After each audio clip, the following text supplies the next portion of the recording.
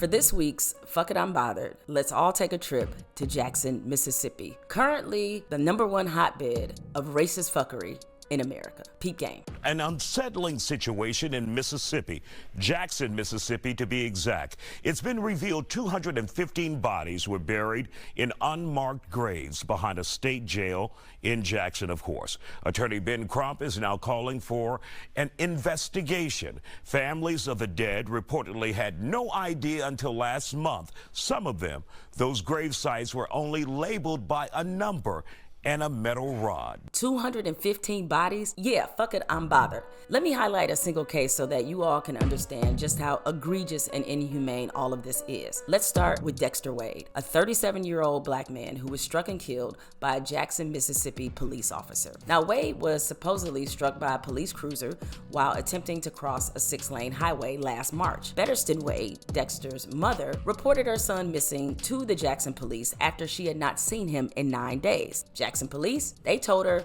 they were unable to locate her son. It wasn't until 6 months later that she found out from the police what happened to her son, who had been buried in an unmarked grave in a makeshift cemetery behind the Hinds County Mississippi jail, in what is known as a pauper's grave. Now, this is where bodies are buried when they can't find next of kin, if families can't afford to bury their loved ones, or if they just have nothing to indicate who this person is. They are not buried in caskets, but in body bags, and they are only differentiated by number. But here's the problem as it relates to Dexter Wade. According to the family's lawyers and an independent autopsy, Dexter Wade was buried with his state ID on him, which listed his home address. Give me a reason to really why y'all did not contact me. Why y'all didn't knock on my door. That's a real good question. It was ruled as an accidental death, but it's not hard to immediately be skeptical because Mississippi, because police, because black. That being said, a white mother is also outraged because something similar happened to her son. Gretchen Hankins reported that her son Jonathan was missing to the Rankin County Sheriff's Office. The Sheriff's Office shared a post on Facebook and alerted the local news media. A group of volunteers even went out looking for him. As it turns out, he was buried in the same pauper's grave as Dexter Wade. Gretchen Hankins' son had been found dead in a Jackson hotel room 3 days after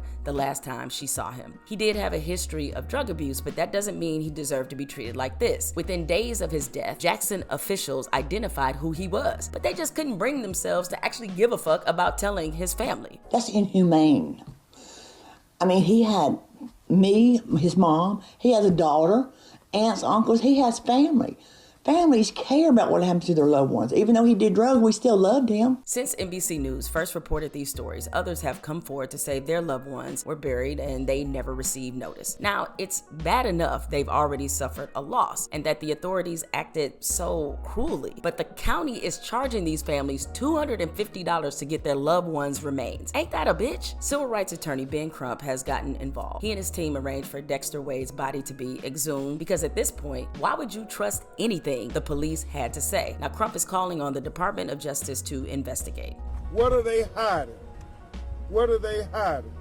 Well, we're going to get to the truth. Unfortunately, this story is just the tip of the iceberg in terms of fucked up shit happening in Jackson. Now, we all remember the Jackson water crisis. Millions and millions of gallons of sewage water had been spilling into Jackson's Pearl River. And for weeks, Jackson residents were without safe drinking water. At one point, the city even ran out of bottled water to give to its residents. The infrastructure problems that created that crisis were brought on by generations of neglect, and it still hasn't been fixed. And the state of Mississippi has never been held accountable for its role in trying to sabotage the state's largest city, which is 80% black. To understand how all of this is happening, you also have to understand the dynamics of the state and the dynamics in Jackson itself. Mississippi is about 45% black. That is the highest percentage of black people of any state in America. But white people essentially have all the political control in Mississippi. The governor, Tate Reeves, is white and a staunch conservative who does shit like create a Confederate History Month. True story. The Mississippi State Legislature, which is Republican controlled, is 71% white. In fact, the state of Mississippi has not elected an African American to statewide office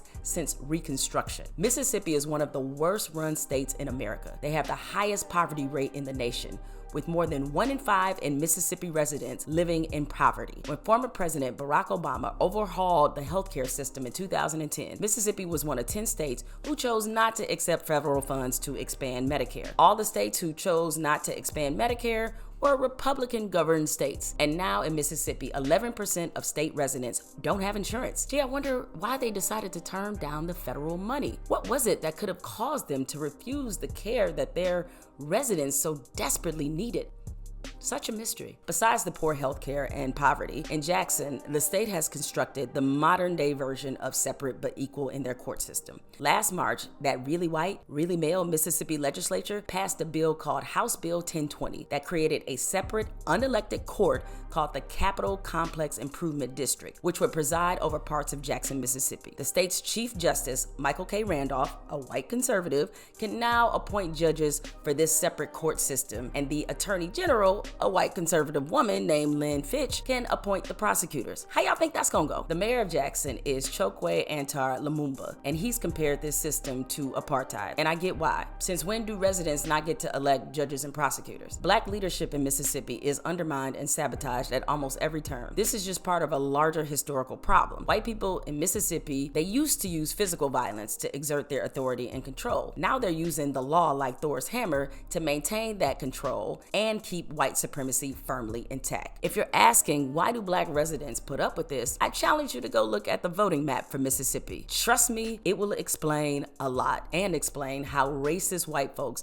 have been able to consolidate power despite the state's racial demographics. We're also talking about decades and decades of disenfranchisement. This is a state with a vast history of racial violence. Mississippi is where Emmett Till and Medgar Evers were murdered. It is where from 1882 to 1968, the state lynched more black people than any other state. Mississippi is more than just a mirror into this country's troubling racist past. It's a window into how power truly works. Favorable demographics doesn't guarantee favorable treatment or favorable outcomes. Stay unbothered.